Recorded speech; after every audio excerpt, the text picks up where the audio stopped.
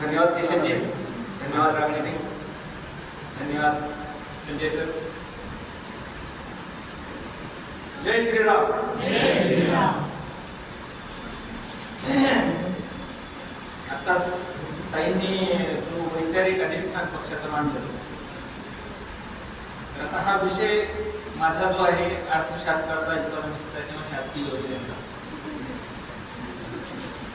तर जगामध्ये ज्या अर्थव्यवस्था आहे त्याची सर्वसाधारणपणे दोन पद्धती जगामध्ये विकसित झाल्या देशाच्या विकासाच्या। एक पद्धती आहे भांडवलशाही अर्थव्यवस्था, ज्याच्यामध्ये भांडवलदार याला महत्त्व दिले, कारण भांडवलदार जो असतो तो इकॉनॉमी मधले आर्थिक रिसोर्सेस जो आहे ते कामाला लावतो। उदाहरणार्थ तुमच्या आमच्यासारख्या सॅलरीड लोकांचा किंवा पेन्शन लोकांचा पैसा बँकेत पडलेला असतो, तो पैसा जो आहे तो ते कर्ज स्वरूपात घेतात। एखादी जागा पडलेली असते, एखादं हॉल पडलेला असतो, तो किरायाने घेतात आणि तिथं काहीतरी मशीन्स वगैरे विकत घेऊन काही मॅन्युफॅक्चरिंग, काही सर्व्हिस किंवा काही शॉपकीपिंगची ऍक्टिव्हिटी चालू करतात। 4 लोकांना रोजगार देतात, स्वतःही स्वावलंबी बनतात आणि 4 लोकांना रोजगार देतात आणि अर्थव्यवस्थेचे चक्र फिरवतात। तर ही पद्धती असल्यामुळं भांडवलशाही अर्थव्यवस्थेमध्ये भांडवलदारांना सर्वात जास्त महत्त्व दिले। जसे की आपल्याकडे अदानी अंबानी किंवा आपल्या अमेरिकेमध्ये फोर्ड आहे किंवा ज्या वेगवेगळ्या देशामध्ये त्यांचे उद्योगपती असतात। तर मुख्यतः अमेरिकेने किंवा ब्रिटनने या अर्थव्यवस्थेची सुरुवात केली आणि त्याच्यावर त्यांच्या देशाचा प्रचंड विकास केला। कसा विकास झाला? दुसरी एक अर्थव्यवस्था आहे ती आहे मार्क्सवादी अर्थव्यवस्था। मार्क्सवादी अर्थव्यवस्था म्हणजे शेतकरी कामगार जे आहेत यांना महत्त्व आणि त्याच्यामुळं हे ह्या देशाचे मुख्य आधारस्तंभ असल्यामुळे हा विचार महत्त्वाचा आहे। मग या विचाराला जे आडवे जातात त्या लोकांची रक्तरंजित क्रांतीने निपात करण्यात बघितलं असेल, जे मार्क्सवादी देश आहेत त्यांच्या ध्वजाचा कलरच लाल असतो। तो लाल कलर म्हणजे काय त्यांनी स्पष्ट सांगितलंय, हा आमचा विचार आहे, कामगारांचं राज्य होणार आहे आणि जो याच्या अगेन्स्ट येईल त्यांना आम्ही मारू टाकू। ठीक आहे, मानवतावाद वगैरे काय प्रकार नाही। आणि तिसरी जी अर्थव्यवस्था विकसित केली, जी आज आपण 12 वर्षापासून ज्याचं प्रत्यक्षित बघतो आहे, ती अर्थव्यवस्था आहे एकात्मिक मानवतावादाची, अंत्योदयाची, ज्याच्यामध्ये शेतकरी, कामगार, उद्योजक या सर्वांच्या क्रिएटिव्हिटीला पूर्ण वाव दिलेला असतो, सर्वांना फ्रीडम असतं, लोकशाही अर्थव्यवस्था असते। परंतु या सगळ्यातून जी निर्मिती होते वेल्थची, त्याच्यामध्ये संपत्तीची निर्मिती होते, त्या संपत्तीवर पहिला अधिकार कुणाचा? तर या रांगेमध्ये बसलेला जो शेवटचा व्यक्ती आहे, जो अत्यंत गरीब आहे, जो स्वतःहून स्वतःचे रिसोर्सेस एस्टॅब्लिश करू शकत नाही, स्वतःहून स्वतःचं उदरनिर्वाह करू शकत नाही, तर तो अंत्योदय, त्याचा उदय झाला पाहिजे, त्या अंत्यस्थ बसलेल्या व्यक्तीचा उदय झाला पाहिजे, ही जी विचारधारा मांडली पंडित दीनदयाळ उपाध्यायजी यांनी आणि जी इम्प्लिमेंट केली नरेंद्र मोदीजींनी आणि अटलजींनी त्यांच्या सरकारमध्ये, तर ती ही विचारधारा आहे अंत्योदयाची विचारधारा। आणि या विचारधारेच्या अनुषंगाने जर कॅपिटलिझम मध्ये जर उद्योगपतींना उद्योग करायला वाव असेल, शेतकऱ्यांना त्यांचे उद्योग करायला वाव असेल, तर त्यांनी जे डिपॉझिट केलेला जीएसटी किंवा इन्कम टॅक्स आहे, किंवा आपण सर्वांनी डिपॉझिट केलेला जीएसटी आणि इन्कम टॅक्स आहे, तर त्याच्यामध्ये देशाच्या विकासाचे, संरक्षणाचे कामं तर झालेच पाहिजे। परंतु देशाच्या या संपत्तीवर पहिला अधिकार जर कोणाचा असेल तर तो त्या गरीब व्यक्तीचा आहे, ज्या व्यक्तीचा उदय आपल्याला करायचा। तर ही विचार म्हणजे सर्वांचा सहभाग घेतली, सर्वांचा काय मोदीजी म्हणतात सबका साथ, सबका विकास और सबका विश्वास। हे जे बोलणं आहे नुसतं बोलणं नाही, ते कृतीत उतरवणं। पण कृतीत उतरवणं कसं? कृतीत उतरवलं जातं ते शासकीय योजनांच्या माध्यमातून। ठीक आहे, शासकीय योजना, शासन काय, मोदी शासन, नेहमी आपला जो सरकारचा प्रमुख असतो त्याच्या नावाने त्या शासनाचं नाव असतं। जसं नरेंद्र मोदीजींच्या शासनाला आपण मोदी शासन म्हणतो, मोदी सरकार। तर मोदी सरकार हे ऍक्ट कसं करतं? ते ऍक्ट करतं त्यांच्या स्कीम्स मधून, त्यांच्या शासकीय योजनांना. आणि भारतीय जनता पक्षाचा अभ्यासू कार्यकर्ता म्हणून ही योजनांची माहिती जशी भारतीय जनता पक्षाचे मुख्य पदाधिकारी त्यांना आहे, तशीच तळागाळातील सर्व कार्यकर्त्यांना असलं पाहिजे. जर कार्यकर्त्यांना योजनांचीच माहिती नसेल तर कार्यकर्ता स्वतःच्या आसपासच्या भागाचा आणि स्वतःच्या गावाचा, स्वतःच्या प्रभागाचा, स्वतःच्या मतदारसंघाचा विकास कसा काय करू शकेल? म्हणून हे महत्वाचं आहे की भारतीय जनता पक्षाचा कार्यकर्ता होत असताना आपल्याला या शासकीय योजनांची किमान थोडीफार माहिती असते. पूर्वीच्या काळात भारतीय जनता पक्षाचा कार्यकर्ता रागिणीताई वगैरे जे आपण सुरुवातीपासून काम करत आहात या ठिकाणी, तर तो चणे फुटाणे खाऊन काम करायचा आणि बोथवर बसायचा. त्याला काही भत्ता अलाउन्स असा काही प्रकार त्यावेळेस नव्हता. आताही फारसा तेवढा प्रमाणात नाही जो इतर पक्षांमध्ये आहे, किंवा इतर काही मॉनिटरी रिवॉर्ड्स इन्व्हॉल्वमेंट्स वगैरे. परंतु आपली जी संघामध्ये आम्ही प्रार्थना करतो की परमवैभवाच्या शिखरावर या राष्ट्राला न्यायचं, आणि राष्ट्रावर न्यायचं आणि कार्यकर्त्याच्या खिशात चणे फुटाणे जर असतील तर राष्ट्र परमवैभवाला कसं नाही?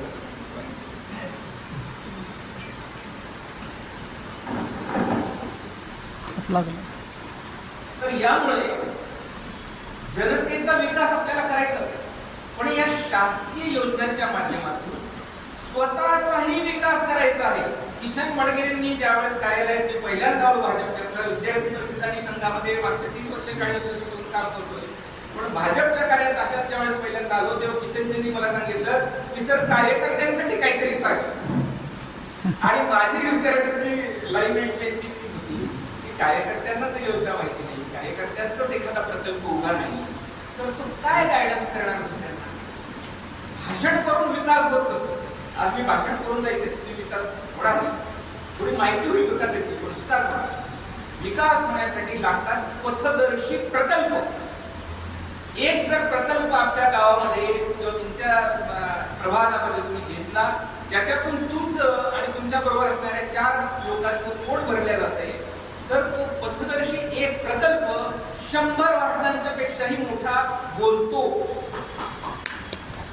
आणि म्हणून असे प्रकल्प जर आपल्याला घ्यायचे असतील तर आपल्याला काय केलं पाहिजे? एकदा राजश्री शाहू कॉलेजमध्ये बोर्ड ऑफ स्टडीजची मीटिंग होती. मी त्यांच्या मीटिंगचा सदस्य आहे आणि त्या ठिकाणी सिलेबस ड्राफ्टिंग करायचं. ऑटोनॉमस कॉलेज आहे राजश्री शाहू कॉलेज, त्यांना ऑटोनॉमी मिळाली होती आणि म्हणून फर्स्ट इयर, सेकंड इयर आणि थर्ड इयर याचा सिलेबस नवीन ड्राफ्ट करायचा होता. आम्हाला इंडिपेंडन्स होता, काही सिलेबस आम्ही ड्राफ्ट करतो. जुना सिलेबस सर्वसाधारणपणे कंटिन्यू करावा अशी सर्वांची मानसिकता होती. प्लॅनिंग इन इंडिया नावाचा एक सब्जेक्ट आहे, त्याच्या मीटिंग मध्ये मी बसलो होतो. Planning in India 5 year plan, 11 Nangal योजना. ठीक आहे, तो थिओरॉटिकल सब्जेक्ट आहे आणि कॉलेजमध्ये असताना मला त्याच्यामध्ये 96 मार्क पडले. मी पहिल्यांदा तो सब्जेक्ट घेतला आणि म्हटलं हा सगळा सब्जेक्ट आपण बाजूला टाकू, डिस्कार्ड करू. म्हटलं का? म्हणून सर हे 11 नांगल योजना 5 इयर प्लॅन. त्यांना म्हटलं 5 year plan is a history. ठीक आहे, हिस्ट्री मध्ये शिकवायचं तर तुम्ही शिकवू शकता कदाचित, पण 5 इयर प्लॅन आता हिस्ट्री आहे. 11 नांगल योजनांनी काही चांगले कामं झालेले तरी होतंय, पण आजच्या युवकाला त्याच्यानी रोजगार मिळणार आहे का? आजच्या युवकाचं पोट त्याच्यानी भरणार आहे का? नाही. मग प्राध्यापकांच्या सगळ्या समूह जो होता आमचा बोर्ड ऑफ स्टडीजचा, त्यांना म्हटलं की असं काहीतरी आपण ह्या विषयामध्ये घालू ज्याच्यानी आपल्याला एम्प्लॉयबिलिटी, इकॉनॉमी मधली एम्प्लॉयबिलिटी वाढवता येईल.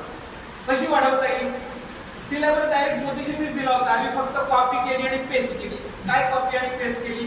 नीती Aayog, make in India, stand up India, startup India, PMEGP, CMEGP, food processing युनिटच्या सबसिडीज, हॉर्टिकल्चरच्या सबसिडीज, MIDHच्या सबसिडीज, नारी शक्तीच्या सबसिडीज, ड्रोन दीदी योजना, तुमची अजून ज्या काय आता नवीन येतात ते लखपती दीदी योजना, ताईंनी प्रश्न केला होता.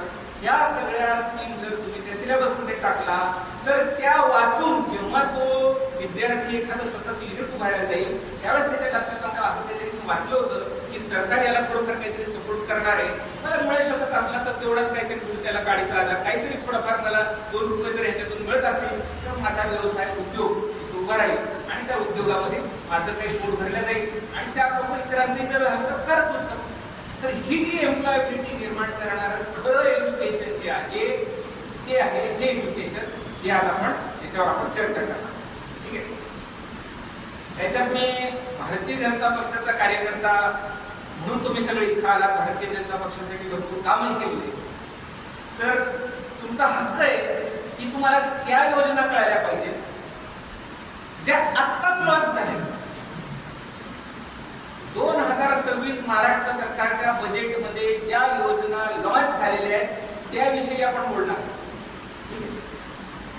ज्या योजना पूर्वीपासून 25 वर्षापासून चालल्या, 15 वर्षापासून, 12 वर्षापासून चालल्या, त्या तर आपण बोलूच. पण आता 2026 मध्ये ज्या योजना जाहीर करण्यात आलेल्या आहेत, ज्याचे फॉर्मही अद्याप रिलीज झालेले नाही, त्या योजना मी तुम्हाला सांगणार. त्याचा तुमच्या व्यवसायासाठी उपयोग करून तुमचे व्यवसाय एस्टॅब्लिश करणं ते तुमचं काम, परंतु ते योजनांची माहिती या डायसवर देणं हे अजून माझं. ठीक आहे. तर आपण त्याच्यातली पहिली योजना देवेंद्रजींनी 2026 ला ज्या योजना डिक्लेअर केल्या त्याच्यामध्ये एक महत्वाची योजना केली, ज्याच्यामध्ये आम्ही जे 50 रिप्रेझेंटेशन देवेंद्रजींना दिले होते त्याचा कॉग्निझन्स घेण्यात आलेला आहे असं आमचं मत आहे. आणि तो कॉग्निझन्स अशा पद्धतीने घेतलेला आहे देवेंद्रजींनी. त्यांनी जी योजना जाहीर केली ती मी सांगतो. ग्रामीण पशुधन उद्योजकता विकास योजना नावाची योजना आहे. आपण थोडीफार ग्रामीण भागातून आलेले असाल किंवा आपली शेतीवाडी असेल तर त्या ठिकाणी असं मला वाटतं ग्रामीण विकासाची चालना किंवा जी उद्योजकता चालू होती, पहिला प्रकल्प जर त्याच्यात कुठला असेल, शेती सोडून, शेतीचा एक प्रकल्प आहेच, पण शेतीच्या व्यतिरिक्त शेतीला पूरक धंदा, जोडधंदा, उद्योगधंदा असा जर कुठला असेल तर तो आहे दुधाचा प्रकल्प. मुख्य धंदा झाला. दुधाला काय भाव येतात? 80-90 रुपये. रिटेलमध्ये गुरा म्हशीचं दूध 70 ते 90 रुपये लिटरनी जातं. होलसेलमध्ये 50 ते 60 रुपये दराने जातं. आणि तुमच्या गाईचं दूध म्हणजे जे किंवा ही जर्सी गाय आहे त्याचं काय आम्ही रिकमेंडेशन करत नाही, पण त्याचं सुद्धा 30 ते 40 रुपये लिटरनी दूध जातं. गुरा म्हशीचं दूध हे A2 क्वालिटीचं असतं. A2 क्वालिटीचं दूध हे डायजेस्ट करण्यासाठी सगळ्यात चांगलं. ठीक आहे. आणि चांगला भाव मिळतो, कारण आपल्याला नुसती समाजसेवा करायची नाही, थोडेफार 4 पैसेही कमवायचे चांगल्या मार्गात. ठीक आहे. आपल्याला काहीतरी जेवढं कष्ट करतोय त्यानुसार परवडलंही पाहिजे. आजच्या डेटला आम्ही तुम्हाला प्रकल्प देतो. पहिला प्रकल्प ग्रामीण उद्योजकतेसाठी तो प्रकल्प आहे की ग्रामीण उद्योजकतेचा दुग्धपालन पशुपालन. या पशुपालन प्रकल्पामध्ये देवेंद्रजींनी ही योजना जाहीर केली. सर्वसाधारणपणे त्या प्रकल्पाचा आउटले आहे 11.5 लाख रुपये. 11.5 लाख कशा कशामध्ये? 5 गाई किंवा 5 म्हशी घेण्यासाठी 5 लाख रुपये, गोठा बांधण्यासाठी 3 लाख रुपये आणि अन्य जे इक्विपमेंट आहेत म्हणजे 1,30,000चा त्याच्यावर सोलर आहे आणि बाकीचे काही पॉवर घ्यावं लागतात, फ्रीज घ्यावं लागतात, दूध डायरेक्ट जात नाही, थोडंफार फ्रीजमध्ये ठेवावं लागतं आणि नंतर मग यथावकाश डिलिव्हरी व्हायला आल्यानंतर आपण ते डिलिव्हर करू शकतो. तर त्यासाठी थोडासा फ्रीज लागतो. गुरा म्हैस हरियाणाची आहे, या ठिकाणी तिथं येणं तिथं तिला या टेम्परेचरला, मराठवाड्याच्या टेम्परेचरला मेंटेन करायचं आहे. म्हणून हे जे उन्हाळ्याचे महिने आहेत तिला पॉवर लागतो. तिला 10,000 रुपयाचा पॉवर येतो, तो लावला पाहिजे. गोठ्याची रचना अशी केली पाहिजे की त्या ठिकाणी तुम्हाला टोपवर टोप टाकला पाहिजे, म्हणजे जी गरम हवा आहे ती अशी निघून जाईल. ठीक आहे, लक्षात आलं की काय?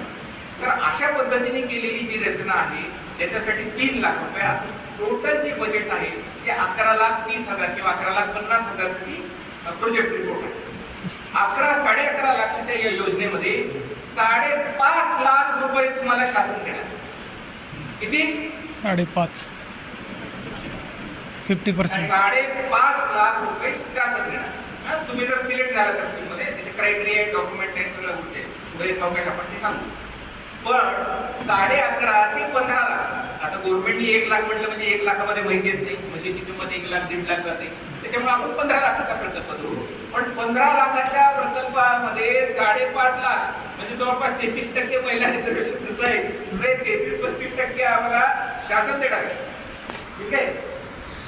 आणि हा प्रकल्प चालू झाल्यानंतर आम्ही बघितलं शेतकऱ्यांचं जे उत्पन्न आहे शेतीमधून, उसाला किती मिळतो? कुणाची शेती ऊसाची किती मिळतो एकरी उत्पन्न? एकरी पैसे किती मिळतात? 3 लाख. पप्पांना विचारा ॲव्हरेज किती निघतं? ॲव्हरेज 1 एकरीचं 1 लाख. ते जास्तीत जास्त पश्चिम महाराष्ट्रात 1.5 लाख एकरी मिळतात पैसा. क्रॉस उत्पन्न क्रॉस पाऊस पडला तर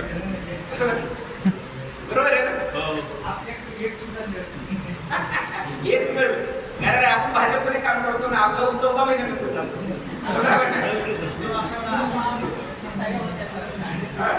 14 महिन्यात 1 लाख किंवा 1.25 लाख 1.5 लाख फार एखादा फार हुशार असेल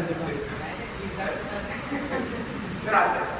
आणि दुधाचं दर जर आम्ही तुम्हाला सांगतो, आम्ही बैठक घेऊन व्यवस्थित कॅल्क्युलेशन केलं, साधारणपणे 3 ते 4 लाख रुपये एकरी तुम्ही कमवू शकता दुधाच्या धंद्यात. आणि दूध हे अशी गोष्ट आहे की अत्यंत गरज आहे या प्रॉडक्टची. शाश्वत. आमचे लेकर प्लॅस्टिकचं दूध पितात, कुठलं पितात माहित नाही, कुठलं घालतात किसन कुठले तुमचे येतात आपल्याकडे. परंतु हे जे सिटीमध्ये आम्ही राहणारे लोक आहेत, लातूर सारख्या ठिकाणी, त्या ठिकाणी कुठलं दूध पितोय आम्हाला माहित नाही. आणि दुधामध्ये जी मिलावट होते आणि हिंदू जो असा वीक झालेला आहे, त्याचं कारण ते आपल्याला शुद्ध दुधाचा पुरवठाच नाही. आपल्या भगवान श्रीकृष्णाने सांगितलं दूध दही खा, जमत नसेल तर चोरून आणत खा. आणि आपल्याकडे दुधाचा शुद्ध दुधाचा पुरवठा नाही. असं रडत किती दिवस बसेल? पुरवठा वाढवा ना, एस्टॅब्लिश करा, काय मोठा प्रकल्प घ्या. ठीक आहे, तर ही एक योजना त्याच्यामध्ये. त्याच्यानंतर पुढची जी योजना आहे की याची जी पशुखाद्य निर्मितीची जी आहे ती सुद्धा अशीच 12 लाखाची योजना आहे. त्याच्यामध्ये साधारणपणे 5-5.5 लाखाची सबसिडी. त्याच्यानंतर त्याच्या पुढची जी योजना आहे ती आहे शेळी पालनाची योजना, ती सुद्धा 11.5-12 लाखाची आहे. त्याच्यामध्ये सुद्धा 5.5 लाखाची सबसिडी. ही 5.5 लाखाची जी सबसिडी साधी. आणि दुसरी आहे पोल्ट्री फार्म योजना. पोल्ट्री फार्मवर सरकार जास्त देते का म्हणून मला माहित नाही. कुठल्या समाजाचे लोक करतात पोल्ट्री फार्म? बघा तुम्हाला माहिती, पोल्ट्री फार्म ही 30 लाखाची योजना, 30 लाख. आणि 30 लाखावर केजसाठी 15 लाख त्याचे केजेस वगैरे असतात, बाकी पक्ष्यांसाठी वगैरे इतर खाद्य वगैरे सगळ्या 30 लाख वगैरे काय. या 30 लाख मध्ये सबसिडी मिळते 15 लाख, 50%. ठीक आहे. बरं, ही जी सबसिडी मी सांगतोय आता, जी 5.5 लाख 15 लाख, ही जनरल कॅटेगरीसाठी आहे. जनरल ब्राह्मण, मराठा, ओबन, मुस्लिम याच्यासाठी आहे. जर तुम्ही scheduled caste, scheduled tribe, SC, ST, ठीक आहे, असाल तर हीच योजना जी आहे त्याच्यामध्ये सबसिडीची अमाऊंट 5.5 लाखाऐवजी 8.5 लाख रुपये 75%. आणि 15 लाखाच्या पोल्ट्री फार्म मध्ये जी 15 लाखाची सबसिडी त्याच्याऐवजी 21 लाख रुपये सबसिडी. किती आहे? 21. बरोबर. काय आपल्याकडे काय मुस्लिम लोक पोल्ट्री फार्म टाकायचे तर आता वंचित आघाडी का तिकडे जातील? हे बघा, 21 लाख रुपये घ्यायचे पोल्ट्री फार्म टाकलेलं आणि किती मिळतात तुम्हाला? 3,000. ते काय इलेक्शनच्या दिवशी पाकिट कितीच आहे? जास्तीत जास्त 3,000. जे घ्या ना, 5 लाख देतोय, 8.5 लाख देतोय, 15 लाख देतोय, 21 लाख देतोय. मुख्यमंत्र्यांनी जाहीर केले तरी लातूरमध्ये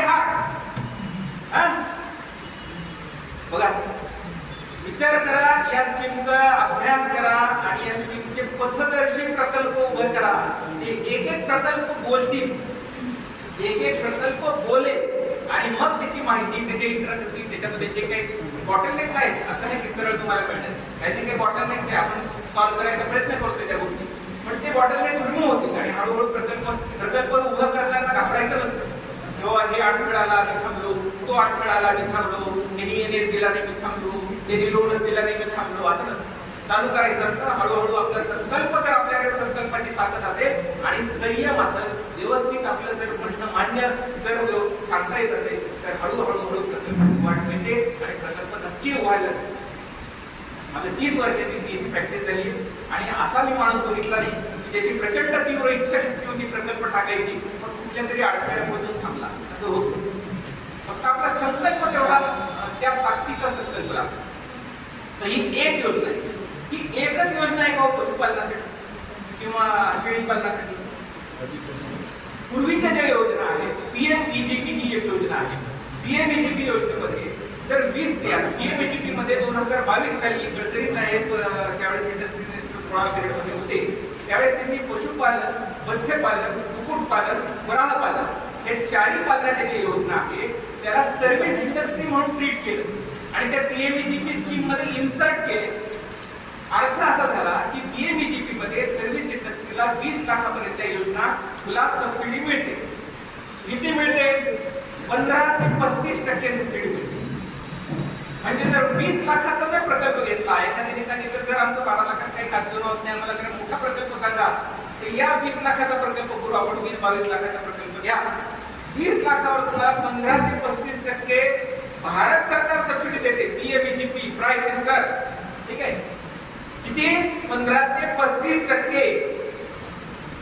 कुणाला 15, कुणाला 35? एससी, एसटी किंवा महिला यांनी ग्रामीण भागामध्ये प्रकल्प उभारला तर 35%. कसं महिला एम्पॉवरमेंट आहे बघा. आणि आमच्यासारख्या जेंट्स ओपन माणसांनी जर शहरी भागामध्ये प्रकल्प टाकला तर 15%. महिलांनी प्रकल्प शहरात टाकला तर 25%. आणि एससी, एसटी किंवा या काय म्हणतात सवर्ण जे काय म्हणतात ओपन कम्युनिटी आहे, त्या ओपन कम्युनिटीने जर खेडेगावात प्रकल्प टाकला तरी 25%. ठीक आहे. अशी 15 ते 35% सबसिडी आहे. आता लक्षात आलं नसेल तरी प्रोजेक्ट टाकताना व्यवस्थित लक्षात येईल.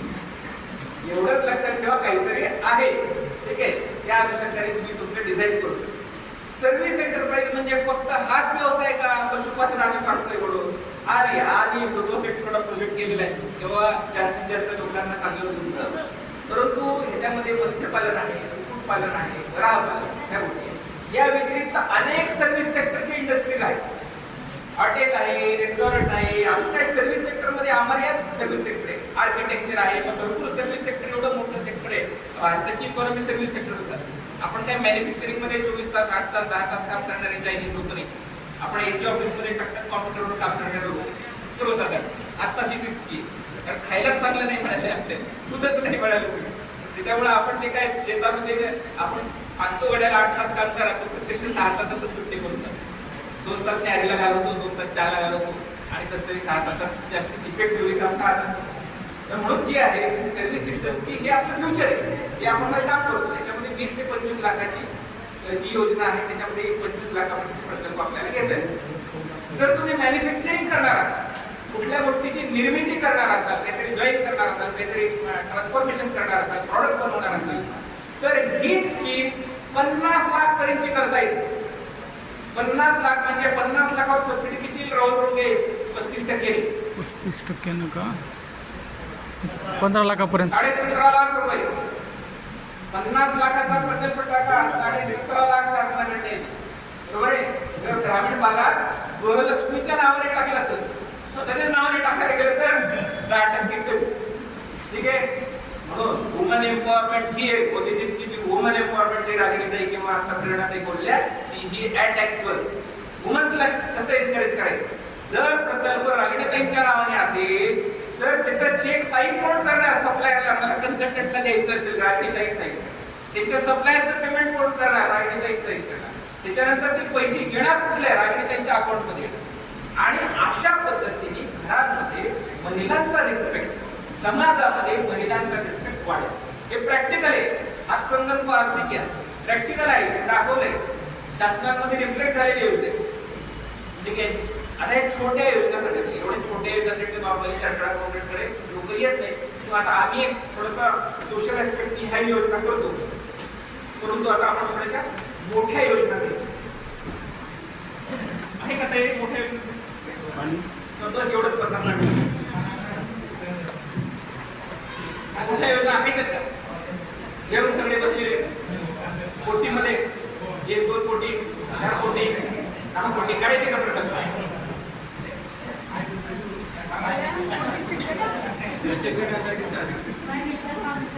आता बघा, मागच्या वर्षी पाऊस झाला, अतिवृष्टी झाली.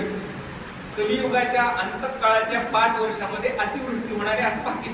त्याच्यामुळे पुढचे 2-4 वर्ष अजून अतिवृष्टी.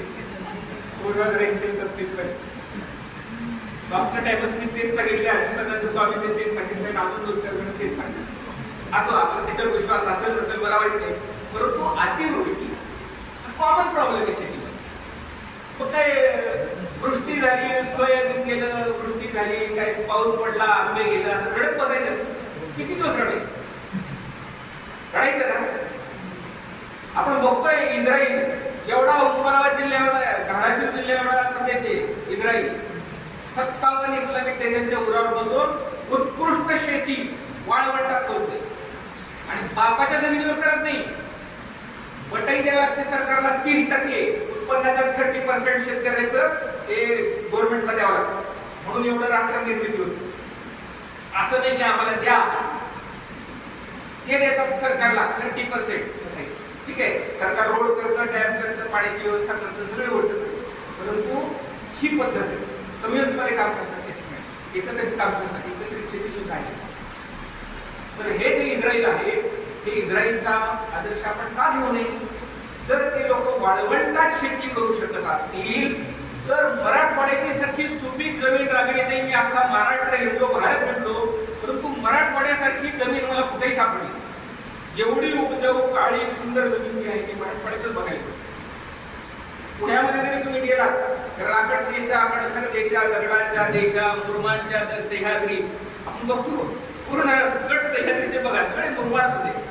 शेती करणं खूप अवघड आहे. आपल्याकडे शेती करणं त्यामध्ये सोपं आहे. आणि जे काही पाणी नव्हतं त्याची व्यवस्था देवेंद्रजींनी केली. जलयुक्त शिवार झाले, जलयुक्त लातूर झाले, अजून भरपूर नागराचं पाणी काढते, पाणी रोजनीचं पाणी आपल्याकडे येणार, काही टीएमसी किती सांगितलं.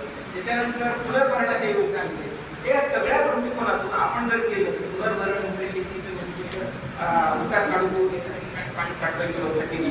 गाव तिथं तळं ह्या गोष्टी जे आहेत आपल्या प्रत्येकाचं तळं हे काही योजना आहे, हे सगळं जर घेतलं आणि पाण्याची जर व्यवस्था केली तर निश्चितपणे आपल्याला ह्या गोष्टी पुढे सरकत.